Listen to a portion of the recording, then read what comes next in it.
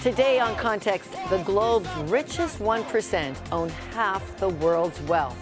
Income disparity, what does it mean and why is it so important?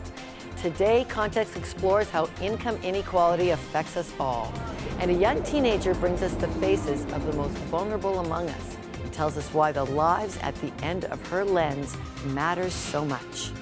I'm Lorna Dueck, and this is Context. Permanent place to live, and I don't mean in an emergency shelter or couch surfing or staying with a friend. You will have a home of your own. Within 10 days of us recognizing that you do not have a permanent place to live. Medicine Hat, Alberta Mayor Ted Clugston took the plight of homeless people into his own hands and promised a place for every homeless person to live. The result, miraculous. Sheldon Neal has the story. My name is Leah Denbach, and I'm a 17-year-old photographer from Collingwood, Ontario. We go behind the lens to capture some tough stories on the street. Leah Denbach and her father join us in studio about their journey with homeless people. It's children who suffer the most through poverty and income inequality. Todd Bender of City Kids has dedicated his life to giving them a hand up. And did you know that for the last 2 decades in Canada, the gap widened between the rich and the poor? Do we even care? Income disparity matters, says Professor David Fimmer. If you make over $90,000 a year in Canada, it means you are upper middle class and at the top 10% of income earners in Canada. Coming up on my snapshot, how to bridge the world with those who have less than that.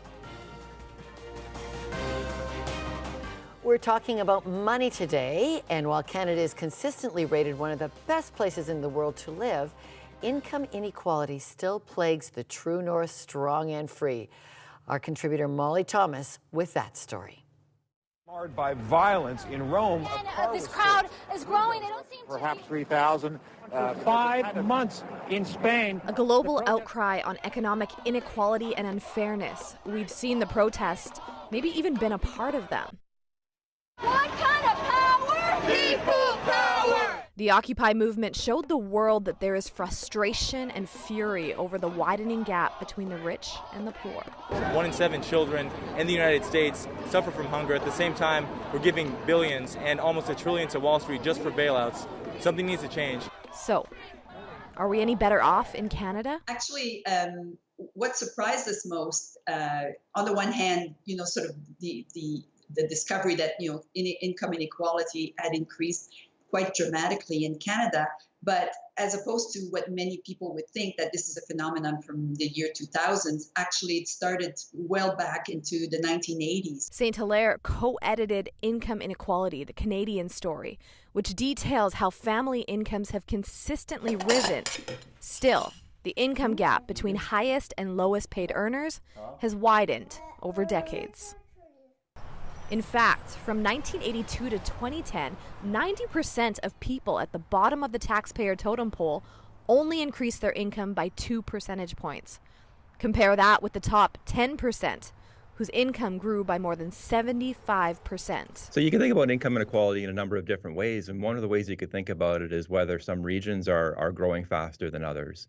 And in fact, over the last 10 to 15 years, we've seen strong growth in resource-producing regions, such as Alberta, Saskatchewan, and Newfoundland. That resource boom may have got us a B on the Conference Board of Canada's Inequality Index. It sounds pretty good, until you consider that is 10th place out of 16 developed countries. When you look province-wide, it's actually the Maritime provinces doing the best. PEI and New Brunswick get straight A's, while Ontario and BC are in the low C's. Experts say we need to get those grades up preventatively. It has huge implications, not just for economic growth, but educational attainment of children, health outcomes, and social mobility. Whereas, in Canada, since 2000, things have stabilized. In OECD country, income inequality has continued to increase. And if you look at the implications of that, for instance, the election of Donald Trump in the US and the Brexit referendum in the UK, research has demonstrated that a lot of those results can be traced back to very high income inequality in those countries. Some say a widening income gap is the fate of a capitalist society. Others believe major policy changes are needed in Canada to protect workers and wages before we get to our own breaking point. For context, this is Molly Thomas in Toronto. Here's an income inequality statistic for you. 2 billionaires in Canada have the wealth equal to 11 million Canadians. That's the discovery of our next guest, Professor David Frimmer, a professor from Waterloo Lutheran Seminary at Laurier University. And also joining us from Washington, D.C. is economist Dr. Anne Rathbone-Bradley. She's from the Economic Initiatives at the Institute for Faith and Work. Anne, let's start with you. You're an economist. Your theories of the good, bad, and ugly of income equality. When is it ever a good thing? Hello, Lorna. Well, it's a pleasure to be here. And I think this is the right question to start with. It is a good thing when people who are made in the image of God can unleash their human creativity, as we're called to do, and create value for others. And this is what entrepreneurship is all about. It can be big entrepreneurship, and it can be small entrepreneurship. And that's when it's good, and that's what we want for the poor. I think income inequality can be bad when it's exploitative. So if you think about a place like Afghanistan today, the only way to be wealthy is really to exploit others. So it's all about the institutions and of the society, and that's what matters. Okay, David, 1 in 7 Canadians live in poverty. 30% of working people are below minimum wage. Why is that happening? Well, I think it's a reflection of the failure of many of our economic policies to put a priority on the social and economic well-being of some of our most vulnerable people.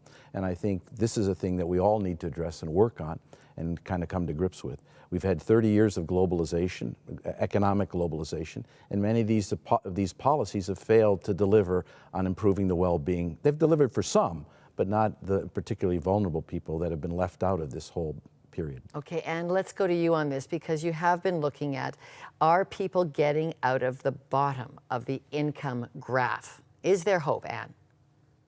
I think that there's an amazing amount of hope, and there's reasons to be optimistic, not pessimistic. And if you look at the world really over the last 40 years, it's tremendous. If we look categorically at well-being as we measure it with GDP and other things, everybody's doing better. As David mentioned, we're going to show your hockey stick graph here. Everybody's doing better, you say. Everybody's doing better. Now, that doesn't mean that we stop. There are still people who have been excluded, as David has mentioned. And so the question that we have to ask is, why have they been excluded, and what can we do to include them? And it's really the opportunities that market-based economies, again, we want the poor to be able to benefit and experience entrepreneurship, and we want them to be able to work. And so that's what we're seeing over the last, even if you extend it further over the last 250 years, it's profound. And really what we're seeing is the end of abject poverty. By 2030, most economists predict that abject poverty will be 3% or less, transitional poverty. So for our viewers at home, that low part up to 1,600, and then boom, the hockey stick takes off, and we're all getting wealthier. But on this issue of inequality and those who are at the bottom, David, you say this income inequality is too important an issue to leave to the economists. Who solves this? Well, I think it's something we all solve. I mean, we need economists to think about these things, but it's too important to leave the economists alone. Many of the answers that they've provided over the years have not addressed low income, particularly the most vulnerable people. And Anne's right, there have been improvements with globalization. Some people have gotten out of extreme poverty, but we need to all work on it. Governments, faith communities, and civil society, as well as economists. And what do you think the God answer is to this? Why does this matter to God? This matters to God because if you read Genesis, if you look at the beginning, He created us in a state of abundance. I really encourage everybody to read the language of Genesis. It's language of abundance. That's what He wants for us. And we have a responsibility to His creation and to the abundance He gave us, which is to cultivate it. And so the God answer to this is He doesn't want people to be poor. I agree with David that we have a responsibility to care for the poor, and it's going to take everyone. It's going to take churches, charities, but markets as well. And I think that's where the poor have been excluded. So I think the God answer is help people be enabled to use their human creativity so that they can help themselves and participate in their communities in a more meaningful way. Okay, Anne, thank you very much. David, you're going to blog for us about the $540, what is really average income for the poorest of the poor, 1 million people on welfare alone in Ontario. We're going to look for the rest of your answers on our blog. Thank you very much, both of you, for being with us. That's Dr. Anne Bradley, Professor of Economics at Grove City College, and Professor David Fimler from Waterloo Lutheran University. Thank you both for joining us. Thank you. There are kids just like Sean across the country that what they need is unconditional love. Still ahead, on the front lines, helping kids caught in poverty, bringing up the excluded one child at a time. And up-and-coming Leah Denbach's spectacular look at the plight of the homeless. Her mentor, National Geographic photographer, says she's destined to become great. Coming soon to Context. A Christian university is headed to the Supreme Court of Canada over a covenant students must sign before they register. Will the university be able to have a law school? Some provinces say yes, others refuse to recognize graduates.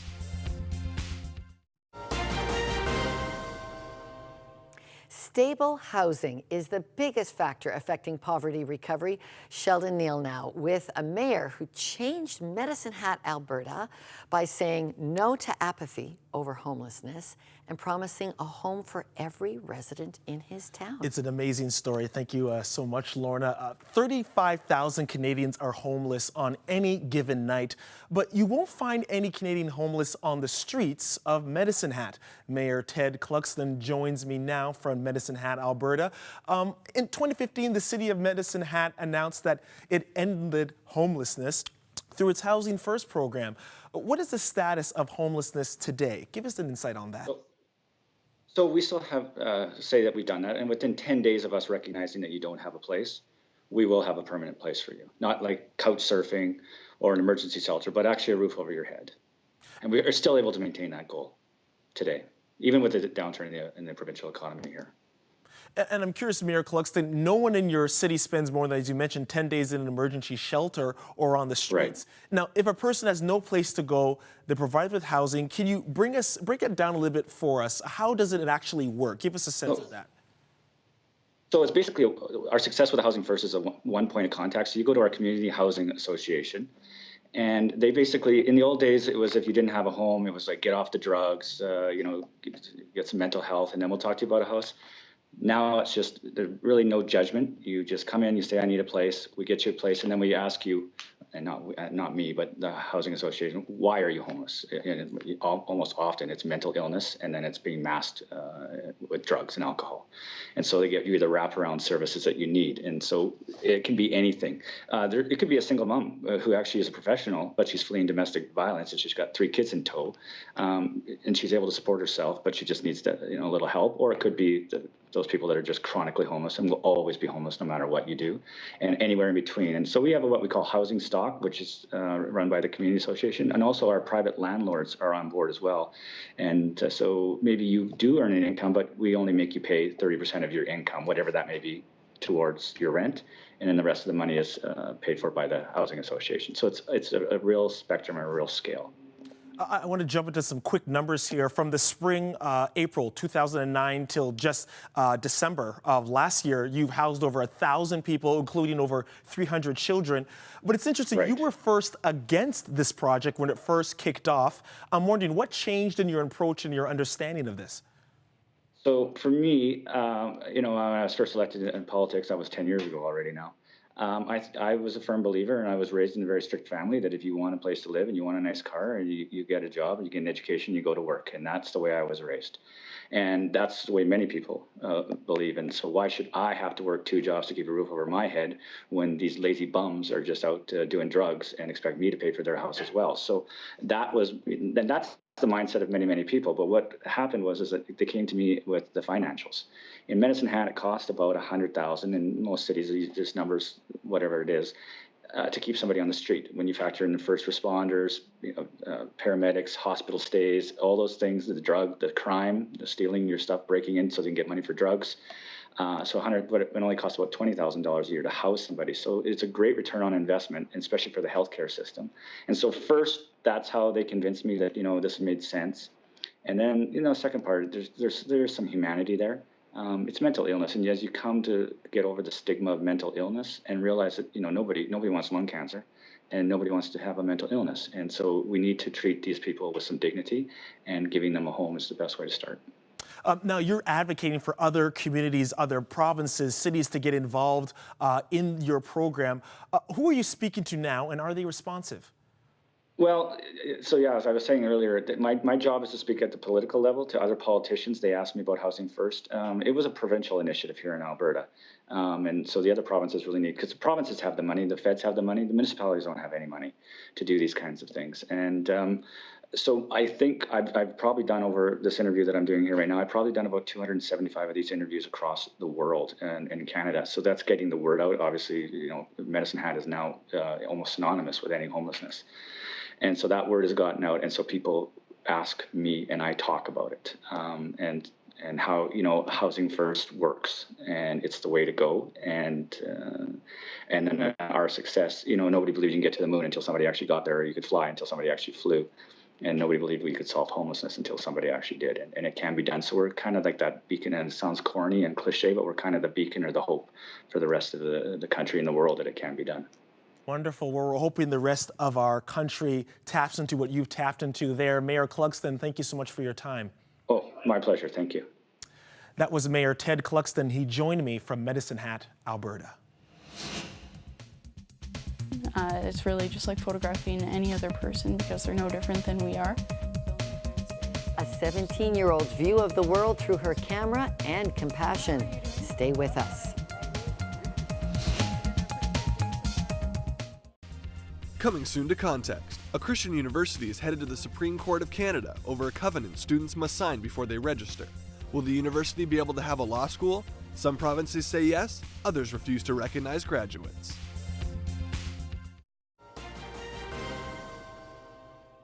Welcome back. Leah and Tim Denbach are a father and daughter team on a remarkable journey to help us understand the story of the homeless.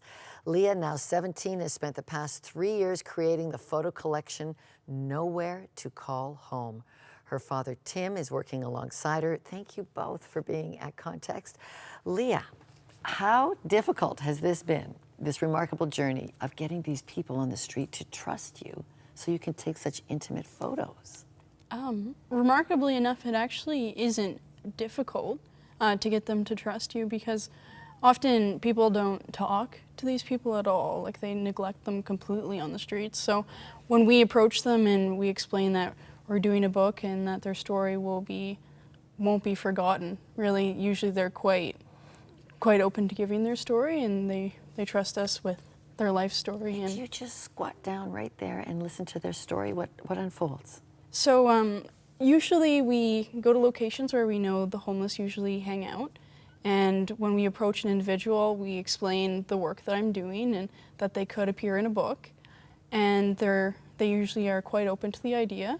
And my dad will interview them, and I'll take their photograph, and it'll usually take about 5 to 10 minutes. Yeah. And you pay them a little bit, right? You pay them a modeling fee. Yeah, we pay them $10. That's awesome. And Tim, you're watching this as a dad on this family journey you're on. Tell us what kind of Canadians you're meeting. Let's talk about Ronnie and Nicole. Vinny, sorry, this is Vinny and Nicole. Yeah, Vinny and Nicole. We came across Vinny and Nicole beside the Eaton Centre, I think about 6 months ago, and they really made a lasting impression upon us.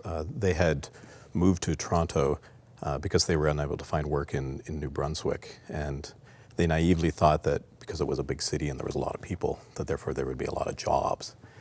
And it didn't work out that way, and they were both on the street. And they were trying to save money to buy tickets to go back to New Brunswick. And Nicole was different from the other women experiencing homelessness that we've come across. She didn't look in the least bit jaded. She looked like a country girl, like she was a teenager, and she really moved our hearts. And fortunately, it was towards the end of the day, and we were just ready to go back to Collingwood, and so we had some extra money, so we helped them to You bought them purchase their tickets tickets. home, which is a very helpful thing to do for homeless people. Leah, I want to look at your cover art. This is one of the biggest and saddest stories in Canada, the opioid addiction. Tell us about choosing Lucy for your cover. Why? So we decided to put Lucy on the cover, predominantly because we just thought it was a really strong image.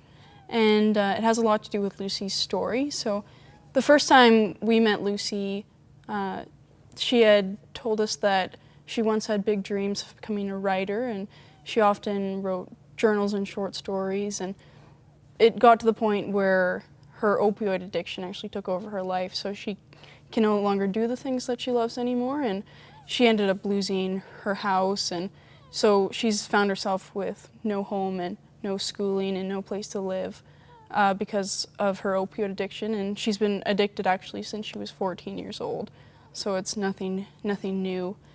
And it was really tragic to hear that because she's clearly not much older than myself.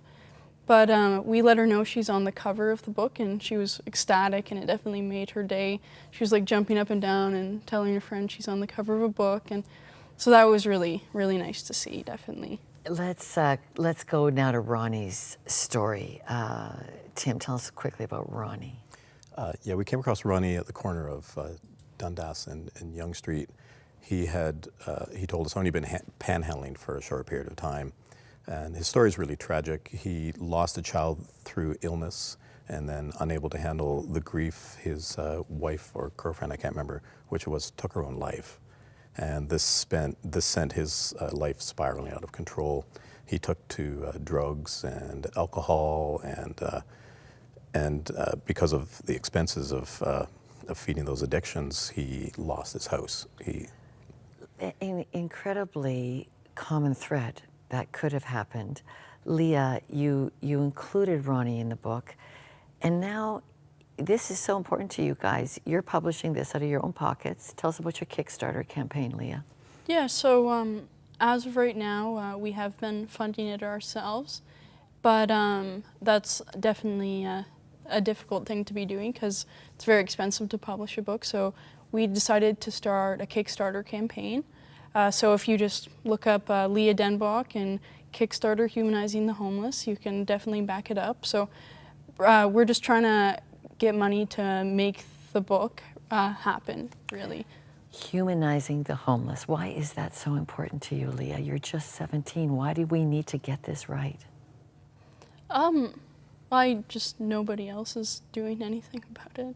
Really, like I started photographing the homeless merely for artistic reasons at first, but we both came to realize that they're truly kind and humble people, just like you and I, and there's definitely an issue as to why these people are on the streets and they have no support behind them.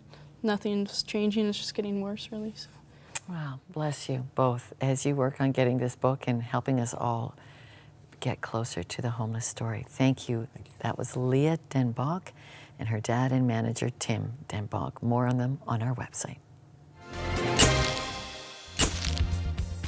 How are children affected by family poverty? Todd Bender, the founder of City Kids in Hamilton, has worked with more than 2,000 children each week who come from homes living on less than $17,000 a year on average. Todd, tell us their stories. Open the file. Who are these children? What do they say to you? Yeah, hi, Lorna. Yes, it's good to share this a little bit. I can tell you that our kids and families, first what I want to say is they're some of the most bravest and courageous people I've ever met. Single moms, single dads. When you learn their stories, I think a lot of times what I come away with is but the grace of God, this could be any of us, right? And they're some of the most hardworking people that I've ever met. And yet they have so many challenges from the very moment they get up in the morning. I want you to tell us about summer camp, because that's part of your program. Yes, I mean, one of the things, for sure, Yeah. one of the things we do is in the summer, we send up to 600 to 700 kids to camp. And one of the things that caught me this past summer, our children often write about their experience. They'll talk about what they were grateful for and what they liked most. There was two stories that really touched my heart this past summer. One was a boy who wrote his favorite thing about going to camp was that he was able to run through the woods because he can't do that at home. It was such a profound thing because it's something that so many of us take for granted, but for a child who is maybe growing up in the inner city or in a low-income community, that may not be available. But one of the other most profound things that I think we found this summer, we had several kids that when they wrote what they were most grateful for, it was that they had a place to sleep and food to eat.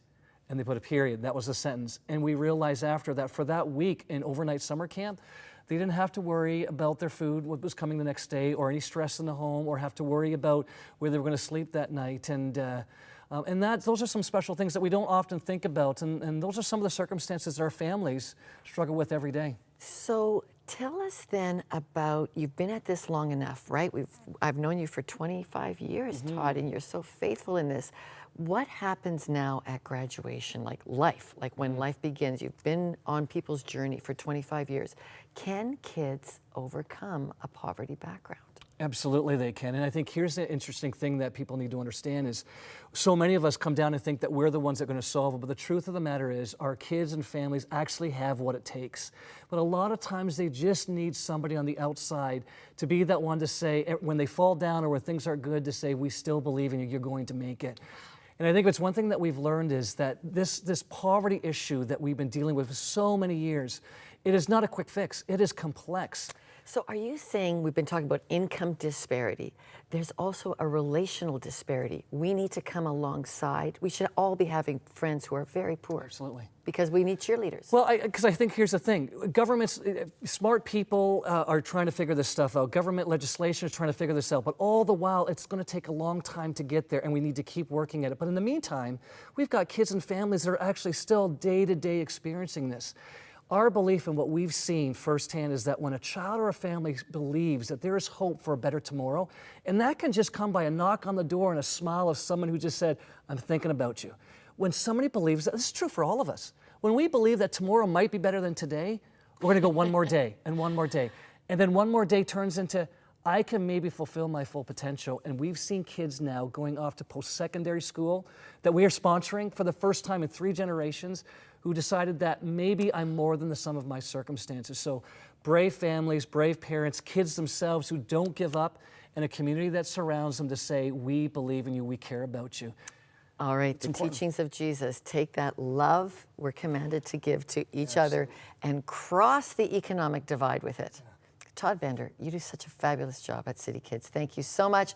Learn how to connect with Todd and his great program on our website. So for all of you who've joined us to learn today about income inequality and the difference we can all make in making a better tomorrow, thank you for joining us. Read all about it on our website. That's great, Todd.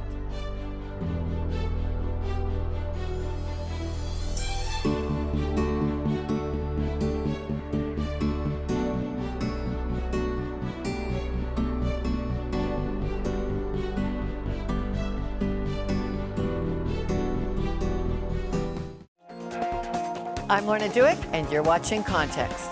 Voters turning their outrage into online worldwide trends. Quebec has an interesting relationship with race and religion.